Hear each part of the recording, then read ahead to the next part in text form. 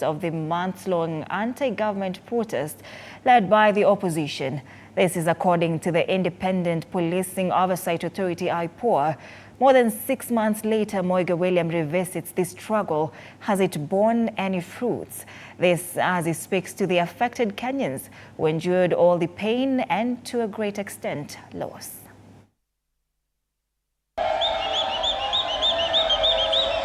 The anti-government protest claimed the lives of 53 people, hundreds were injured, and properties of unknown value was also destroyed. At least 17 people have been injured. Now 6 people are confirmed dead. At least 6 people have been killed in clashes between police and demonstrators. Azimio, the movement leading the protest, cited the soaring cost of living as the primary catalyst for the demonstrations.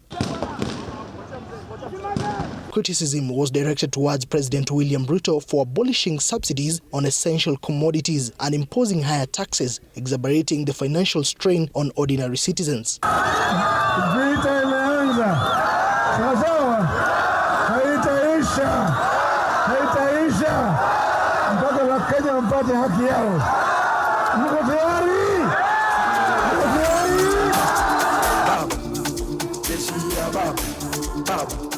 And Kenyans heeded to the call to join in the anti-government protest called by Azimio. But the results were death, injuries and loss of property. But what we are going to tell you are the people who are most affected. They are not the political elite, but the common mwananchi.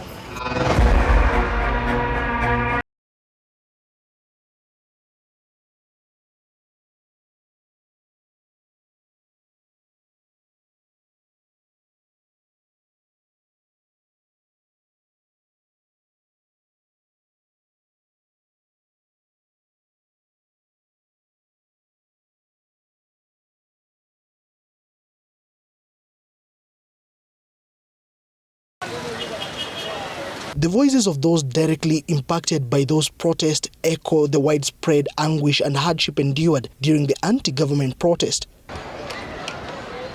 At the heart of Mathare, an informal settlement in Nairobi, we meet Godwin Omondi. Godwin is still nursing a gunshot wound sustained during the protest. The father of 3 is struggling under the weight of a mounting medical bill. Kidogo tu mimi nasikia tu risasi nimepigwa kwa mguu. Wakati nilisikia risasi, tangi pia ilikuwa hapo ikanifinyilia kwa ukuta ya 10,000 liters.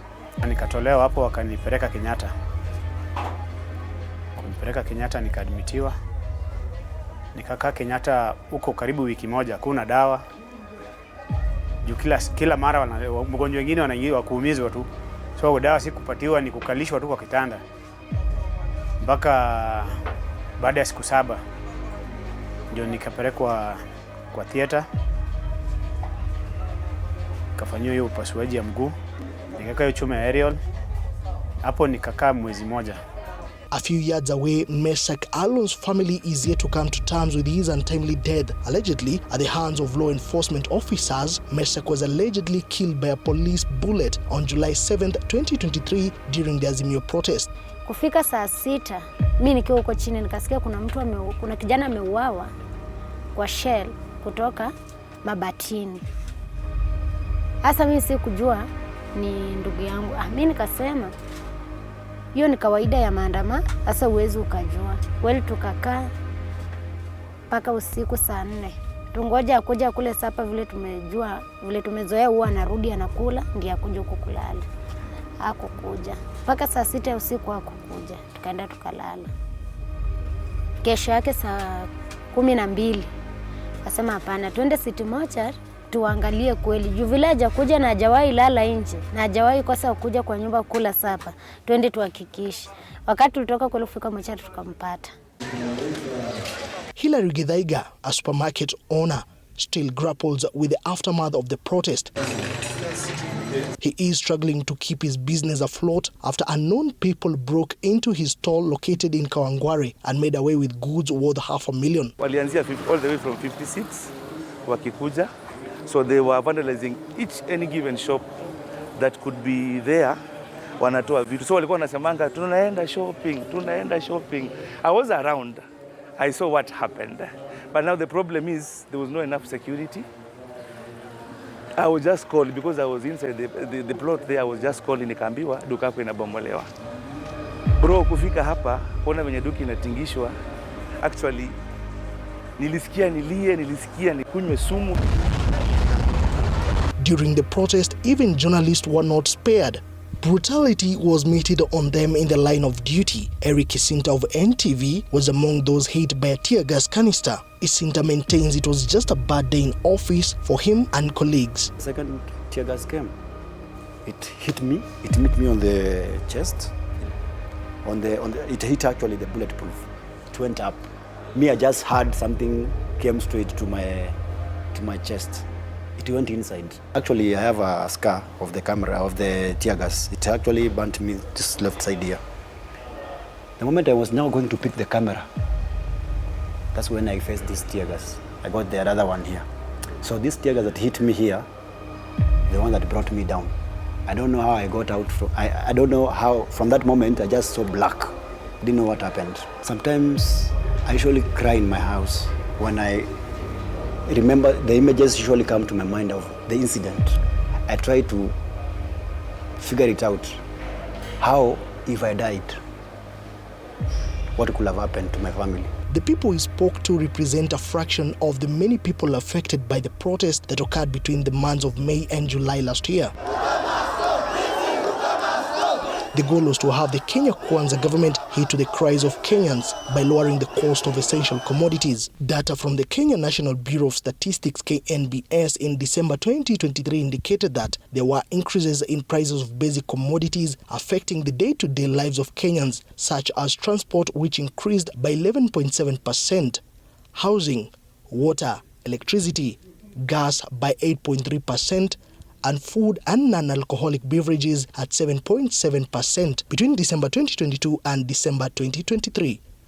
Prices of carrots, kale, that is sukuma wiki, mutton, goat meat, and beef with bones increased by 14.5%, 6.2%, 5.1%, and 3.6% respectively between November 2023 and December 2023. Despite the outcry and formation of a national dialogue committee aimed to address the grievances, little progress has been made. The issue of the cost of living remains a contentious point of contention between the government and the opposition, further deepening the divide. It is the duty of the government to inspire hope. It is the duty of the government to respond to those issues and give solutions. The statistics paint a grim picture of the economic hardships faced by Kenyans, with significant increases in prices of basic necessities. While the protest sought to pressure the government into action, the lingering question remains: who bears responsibility for the casualties, injuries, and destruction incurred during the unrest? Those who call for the demonstrations, not the demonstrations. Those who called for the riots, those were not demonstrations. After that, it was a campaign of violence and anarchy. Azimio deeply regrets the loss of lives during the peaceful protests, continues to hold the government responsible for these needless deaths, and promises that the deaths shall never be in vain.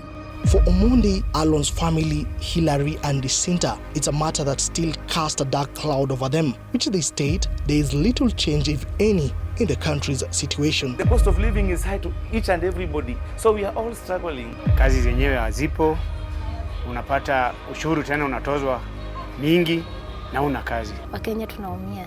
What is coming out from a majority is the call of justice. But the question remains is where and how will they get this justice, as it is turning out to be a trivial exercise. GOtv TV 47.